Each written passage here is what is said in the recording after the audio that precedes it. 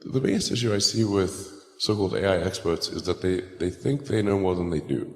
And they think they're smarter than they actually are. In general, we are all much smarter than we think we are, but much less smart, dumber than we think we are, by a lot. So this tends to plague smart people. They just can't. They define themselves by their intelligence, and they don't like the idea that a machine could be way smarter than them, so they discount the idea, which is fundamentally flawed. That's the wishful thinking situation. I'm really quite close to, or very close to the cutting edge in AI, and it scares the hell out of me.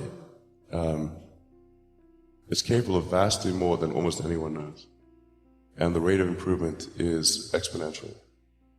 You can see this in things like AlphaGo, which went from, in the span of maybe 6 to 9 months, it went from being unable to beat even a reasonably good Go player to then beating the European world champion, who was ranked 600, then beating Lisa Dole 4-5, who had been world champion for many years, then beating the current world champion, then beating everyone while playing simultaneously. Then there was AlphaZero, which crushed AlphaGo 100-0. And AlphaZero just learned by playing itself, and it can play basically any game that you put the rules in for. Whatever rules you give it, it literally read the rules, play the game, and be superhuman. For any game. Nobody expected that rate of improvement. If you ask those same experts who think AI is not progressing at the rate that I'm saying, I think you'll find that their predictions for things like Go and other AI advancements have their batting average is quite weak. It's not good. We'll see this also with self-driving. I think probably by end of next year, self-driving will encompass essentially all modes of driving and be at least 100 to 200% safer than a person by the end of next year. We're talking like maybe 18 months from now. NHTSA did a study on Tesla's Autopilot version 1, which is relatively primitive, and found that it was a 45% reduction in highway accidents. And that's despite Autopilot 1 being just version 1. Version 2, I think, will be at least 2 or 3 times better. That's the current version that's running right now. So the rate of improvement is really dramatic. We have to figure out some way to ensure that the advent of digital superintelligence is one which is symbiotic with humanity. I think that's the single biggest existential crisis that we face, and the most pressing one. And how do we do that? I mean, if we take it that it's inevitable at this point, that some version of AI is coming down, how do we steer through that? Well, I'm not normally an advocate of regulation and oversight. I mean, I think one should generally err on the side of minimizing those things. But this is a case where you have a very serious danger to the public. And therefore, there needs to be a public body that has insight and then oversight on to confirm that everyone is developing AI safely.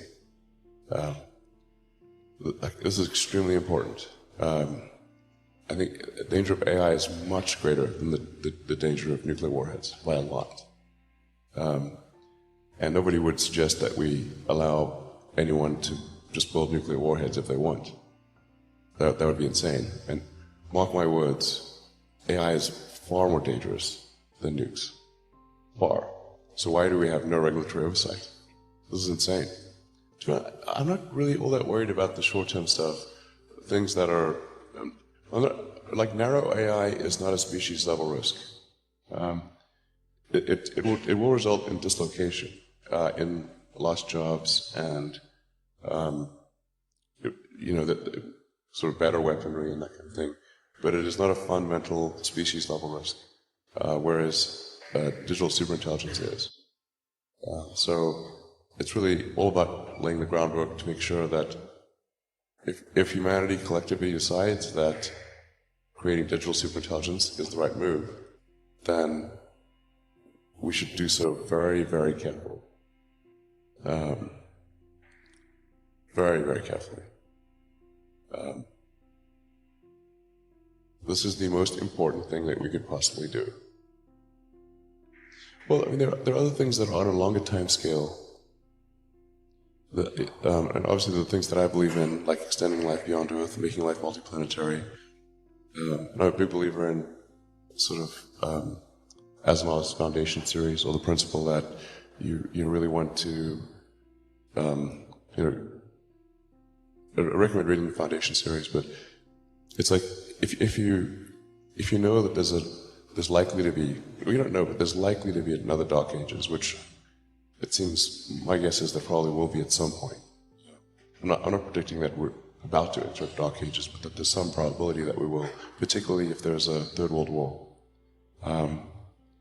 Then we want to make sure that there's enough of a seed of human civilization somewhere else to bring civilization back, and perhaps shorten the length of the Dark Ages. I think that's why it's important to get a self-sustaining base, ideally on Mars, because Mars is far enough away from Earth that a war on Earth, the Mars base might survive. It's more likely to survive than a moon base. But I think a moon base and a Mars base that could perhaps help regenerate life back here on Earth would be really important, and to get that done before a possible World War III.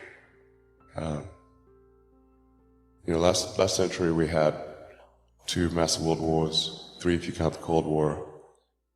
I think it's unlikely that we'll never have another world war again. There probably will be at some point. Or if we have another one, it'll be the last. Yeah, it just could be radioactive rubble. So, again, I'm not predicting. It just seems like, well, if you say given enough time, will it be? Most likely, given enough time. This has been our pattern in the past. Like I really believe in the zeroth law of Asimov's zeroth law. You take a set of actions most likely to support humanity into the future. But I think that sustainable energy is also obviously really important. As tautological, if it's not sustainable, it's unsustainable. Yeah, how close are we to solving that problem? Well, I think that the core technologies are there with the wind, solar, with batteries. The fundamental problem is that there's an unpriced externality in the cost of CO2. The market economics works very well if things are priced correctly, but when things are not priced correctly, it's something that has a real cost, has zero cost, then that's where you get distortions in the market that inhibit the progress of other technologies. So essentially anything that produces carbon, it puts carbon into the atmosphere, which includes rockets, by the way. So I'm not excluding rockets from this. There has to be a price, and that you can start off with a low price, but then that price, and then depending upon whether that price has any effect on the parts per million of CO2 in the atmosphere, you can adjust that price up or down. But in the absence of a price, we sort of pretend that digging trillions of tons of fossil fuels from deep, pretending under the earth and putting it that has no probability of a bad outcome. And the entire scientific community is saying, obviously, it's going to have a bad outcome.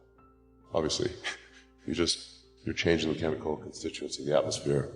So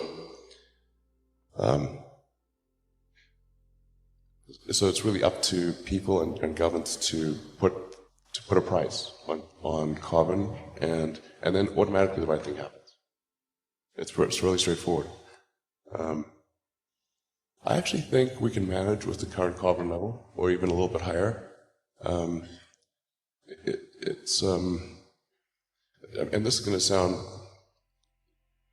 like I'm backtracking, but there's actually an argument that more carbon in the atmosphere is actually good, but up to a point. So we might actually arguably have been a little carbon starved. If you go back 200 years ago and say, okay, well, a few hundred years ago, we had like 280, 290 parts per million of carbon. We're probably a little carbon starved. Now we're about 400, just past the 400 mark. I think somewhere in the 400s, probably okay.